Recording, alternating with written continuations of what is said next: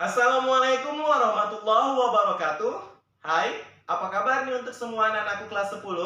Semoga masih dalam keadaan sehat walafiat. Kita masih belajar dari rumah. Baik, kembali lagi bersama saya Bapak Mahmudi Pradoyo Esos dalam pelajaran sosiologi. Sosiologi mengasyikkan.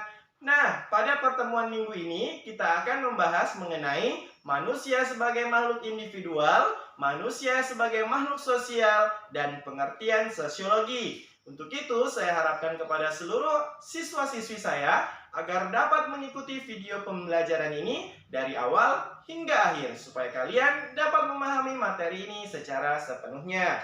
Jangan mengikuti video pembelajaran ini hanya untuk kepentingan absensi saja. Baik, langsung saja kita masuki dalam pembelajaran kita, yaitu manusia sebagai makhluk individual. Nah, saya tanya dulu. Nah, apakah kalian mengerti atau apakah kalian paham makna dari kata individual? Saya yakin kalian pasti tahu arti dari individu. Nah, pertanyaan selanjutnya, apakah kalian tahu perbedaan dari kata individu, individualisme, dan individualis? Nah, ternyata dari tiga kata ini memiliki makna yang berbeda-beda. Nah, apa perbedaannya? Nah, yang pertama, individualisme. Nah, individualisme merupakan paham yang mementingkan hak perseorangan di samping dari kepentingannya dalam masyarakat atau negaranya. Sedangkan yang kedua, individualis. Nah, individualis ialah sikap yang mementingkan diri sendiri. Nah, lalu apa arti dari individu?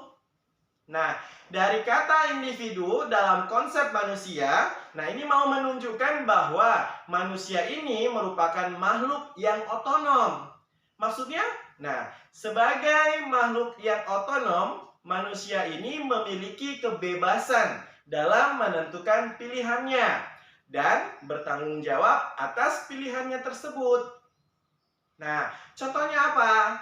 Ini misalnya, nak, kalian kemarin mau sekolah ke jenjang tingkat SMA. Kalian memiliki berbagai macam pilihan sekolah. Nah, ternyata kalian memilih SMA Negeri 5 Bagan Sinembah. Nah, ketika kalian memilih itu merupakan pilihan kalian.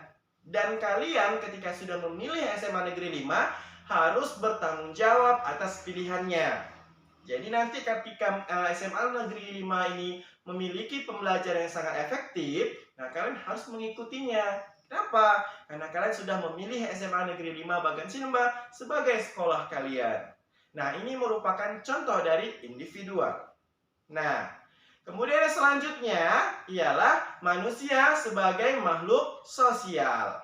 Nah, menurut Aristoteles, manusia ini kodratnya adalah makhluk sosial.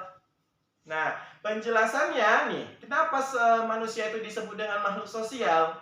Manusia ini merupakan individual yang tidak dapat hidup sendiri.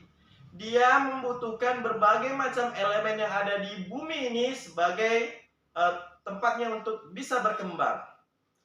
Manusia membutuhkan tumbuhan, manusia membutuhkan hewan, dan manusia juga membutuhkan manusia lain. Nah, jadi individu satu membutuhkan individu lain. Saya tanya sama kalian, apakah kalian bisa hidup sendiri? Saya yakin tidak. Nah, kalian pasti membutuhkan bantuan orang lain. Nah, disinilah makna dari kata sosial. Manusia itu tidak bisa hidup sendiri, melainkan dia membutuhkan orang lain untuk bisa mempertahankan kehidupannya. Nah, ini ialah kodrat yang menurut Aristoteles tersebut, yang manusia itu adalah makhluk sosial. Nah, ini adalah dua pembahasan awal mengenai objek dalam sosiologi. Nah, kemudian kita membahas mengenai pengertian sosiologi. Nah, di sini saya yakin kalian baru pertama kali belajar yang namanya sosiologi. Mungkin udah ada yang mengenal kata sosiologi. Cuma apa sih yang dimaksud dengan sosiologi?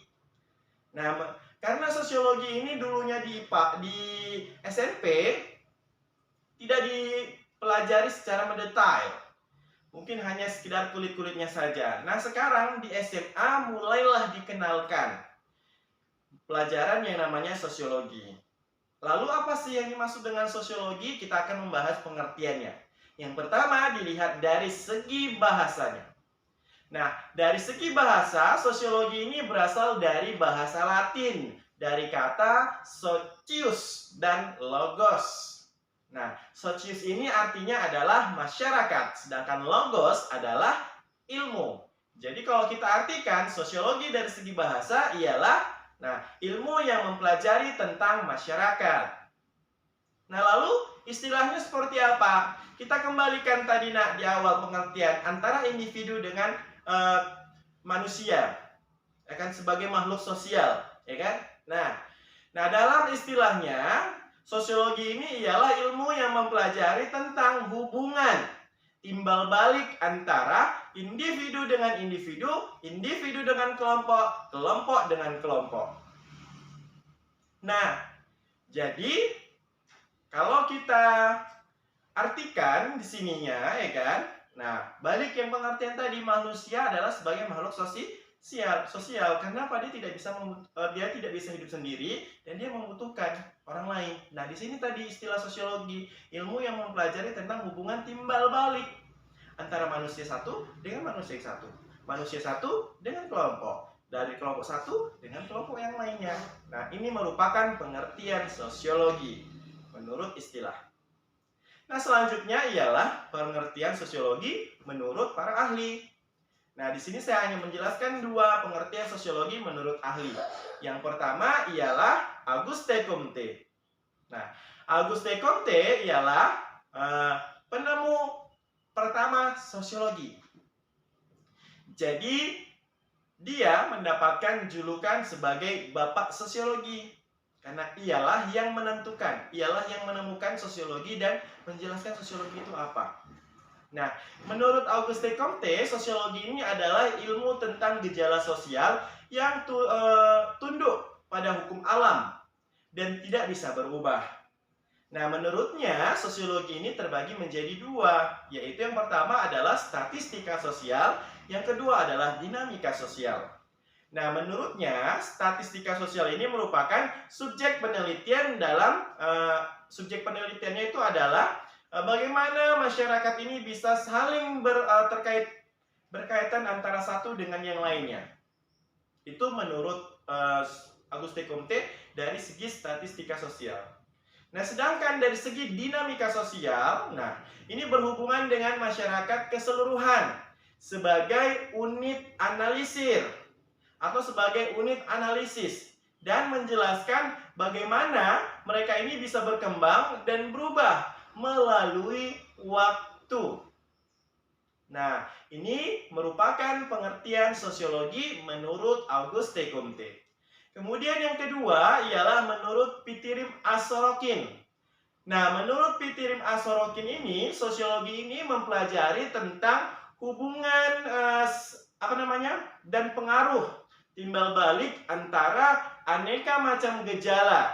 Nah, misalnya adalah gejala ekonomi dengan agama, gejala keluarga dengan moral, kemudian gejala hukum dan ekonomi, gejala masyarakat dengan politik.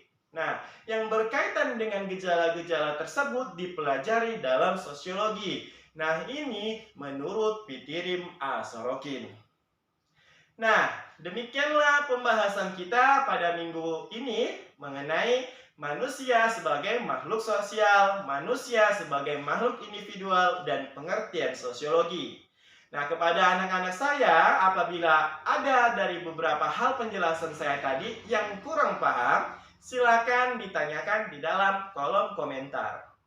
Cukup sekian pembahasan kita, saya akhiri. Assalamualaikum warahmatullahi wabarakatuh.